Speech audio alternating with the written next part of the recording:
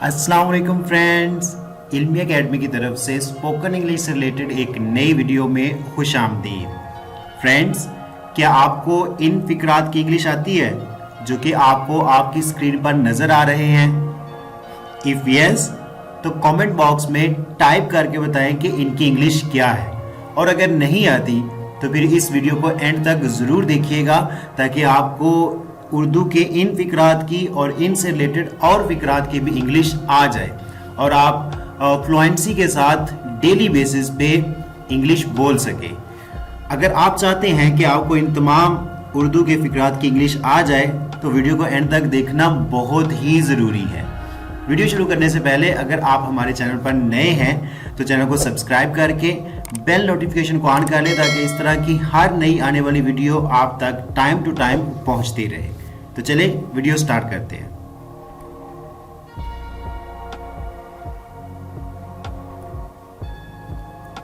काश मैं कर पाता, ये हम डेली लाइफ सिचुएशंस में इस तरह के सेंटेंसेस इस्तेमाल करते होते हैं।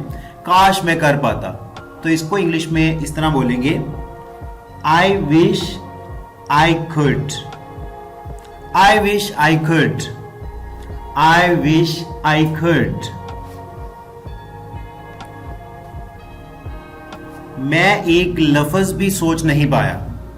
कोई सिचुएशन ऐसी है कि आप कुछ सोच ही नहीं पाए तो आप कहते हैं जी मैं तो एक लफ्ज भी सोच नहीं पाया, तो इसको इंग्लिश में इस तरह बोलेंगे, I couldn't think of a single word, I couldn't think of a single word, I couldn't think of a single word. मैं सब भूल गया। कोई ऐसी सिचुएशन थी, कुछ ऐसी रीजन बनी कि मैं सब कुछ भूल गया, तो इसको इंग्लिश में कहेंगे, I went blank, I went blank, I went blank.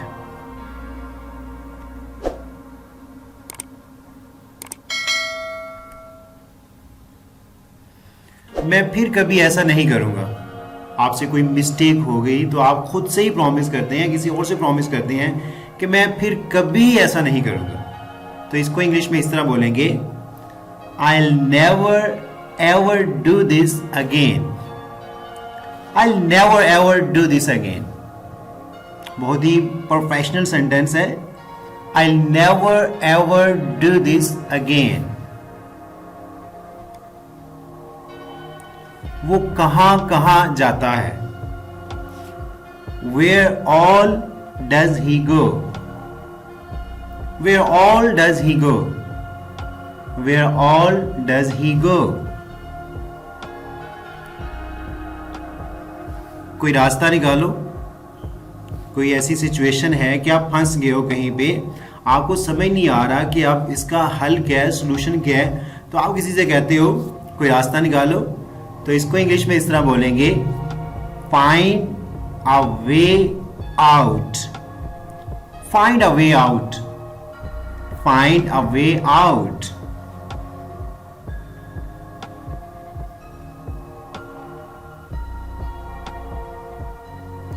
मुझे स्टेज पर बुलाया गया, इसको इंग्लिश में इस तरह बोलेंगे, I was called upon the stage, I was called upon the stage.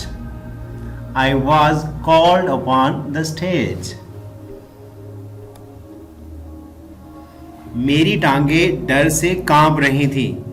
Suppose कोई इस तरह की कंडीशन है, आप कोई काम फर्स्ट टाइम कर रहे हैं in the presence of many people, तो आपकी डर की वजह से टांगे कांप रही हैं, तो इसको इंग्लिश में कहेंगे, My legs were trembling with fear. My legs were trembling with fear. My legs were trembling with fear. मैं पसीने से शराबूर हो गया, मतलब बहुत ज़्यादा पसीना आया जिसकी वजह से सारा भीग गया पसीने में, तो इसको इंग्लिश में कहेंगे, I got soaked in sweat. I got soaked in sweat. पसीने को इंग्लिश में स्वेट कहते हैं। I got soaked in sweat.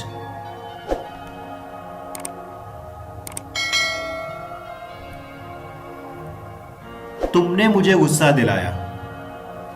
You made me angry. You made me angry. You made me angry. मैंने एक बड़ा खतरा उठाया। I took a big risk. I took a big risk. I took a big risk. उसके दांत नकली हैं। जो आर्टिफिशियल टीथ लगवाए जाते हैं उनको नकली दांत कहते हैं, क्योंकि वो आर्टिफिशियल होते हैं, वो ओरिजिनल तो होते नहीं हैं। तो उसके दांत नकली हैं। इसको इंग्लिश में इस तरह बोलेंगे, He has got false teeth. He has got false teeth. He has got false teeth. Well friends, this is all about today's video.